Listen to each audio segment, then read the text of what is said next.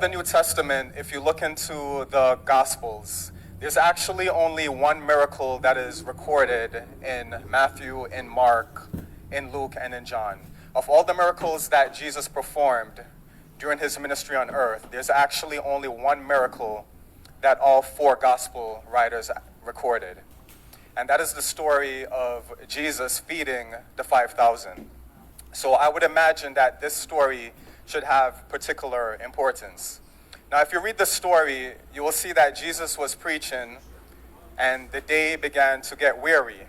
And for some reason, of all the people that were in attendance to listen to Jesus' sermon, it was only a little boy that had any sense to actually bring food with him. And the Bible says that this boy had 5 barley loaves and 2 small fish. Not just 2 fish, but 2 small fish. So I would imagine he probably had a couple of sardines or a couple of cans of Grace mackerel. Now, the Bible says that Jesus took the food, he blessed it, and he broke it. And somehow, some way, everybody in attendance that day got fed. Now, this is the important point that I want everybody to catch, is that that little boy could have taken the food and fed himself.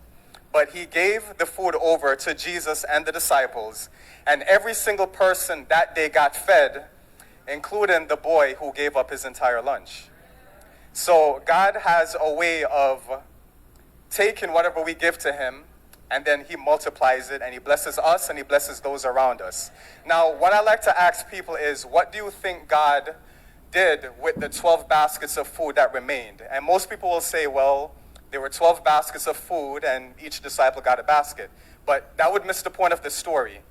If you look throughout the Bible, anything having to do with giving and receiving, God will always give back to the person who originally gave, right? So there's no doubt in my mind that Jesus took those 12 baskets of food that remained and gave it back to the little boy.